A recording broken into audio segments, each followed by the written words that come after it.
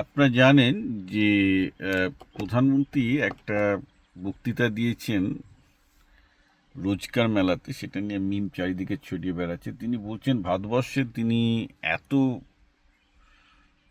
চাকরির সৃষ্টি করেছেন যে আজকাল বাড়ির কাজ করার কোনো লোককে ডাকলে আর সেই লোক পাওয়া যাচ্ছে না। In way he is right.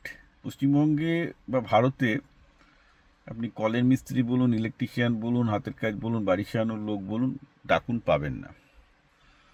কিন্তু একটা সাফাই কর্মী, যদি সরকারি সাফাই কর্মীর যদি পোস্ট বেরোয়, সরকারি সাফাই কর্মী হতে হবে, তাহলে সেখানে পিএইচডি লেভেল থেকে শুরু করে 1 লাখ আবেদনকারী পাবেন। This is the situation in India, right? যে 95% মাস্টার ডিগ্রি করা লোকজন বেকার, মানে বেকার বা হাফ বেকার, পুরো বেকার বলাটা ঠিক হবে না। অথচ যারা হাতের কাজ করছে, এবং একটা খুব ইন্টারেস্টিং জিনিস, আমি প্রধানমন্ত্রীর ভাষণ শুনছিলাম, মোদিজির ভাষণ শুনছিলাম, ভাষণটাতে উনি কিন্তু একবারও শিক্ষিত বেকারদের কথা বলেননি। উনি বলছেন এই কলের মিস্ত্রির কাজ, সোনার কাজ করে, এই করে। অর্থাৎ বলছেন যে ভারতবর্ষে প্রচুর রোজগার ক্রিয়েট হয়েছে, প্রচুর চাকরি ক্রিয়েট হয়েছে এই সব হ্যান্ডিম্যান বা যারা মানে হ্যান্ডস অন কাজ করে, অন্তত ব্লু কালার জব যাকে আমরা বলি আর কি। কিন্তু শিক্ষিত বেকারদের অবস্থা, অর্থাৎ বাবু বাবু মার্কা কাজ যারা করতে চান, খাতা কলমের কাজ যারা করতে চান, কম্পিউটারের কাজ যারা করতে চান, তারা ক্রমাগত বেকার থেকে আরও খারাপ অবস্থা হয়ে যাচ্ছে। That's the fact.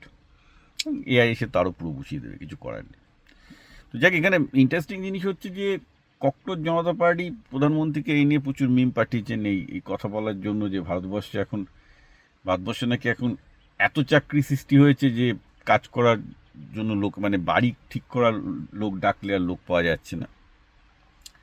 Give or take this as a compliment or give or take as a memes, doesn't matter. But cockroach Janata party সেটা নিয়ে তো দেখলাম একজন কেউ মানে রীতিমতো ডিজে বাজিয়ে করেছে, কেউ র্যাপ তৈরি করেছে।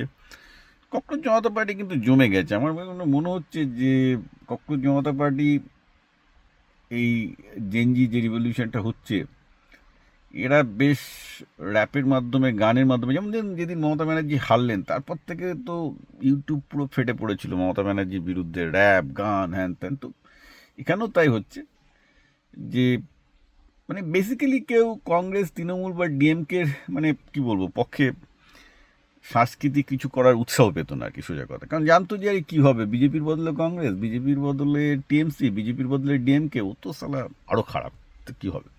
কিন্তু একটা মিম পার্টি করে বিজেপি যে তার ইয়ে হয়ে গেছে, সেটা হচ্ছে এই যে এইবার যে সরকার বিরোধী রাগগুলো আছে, সরকার বিরোধী যে বিক্ষোভগুলো আছে, তার বিভিন্ন রকম মানে তার জন্য গান করা, র্যাপ করা, এই করা, এর একটা প্ল্যাটফর্ম হয়ে গেছে। কারণ চক্র জনতা পার্টির কোনো রাজনৈতিক দায় নেই, অর্থাৎ এরা মুক্ত মনে বিরোধিতা করতে পারছে, which is very interesting trend.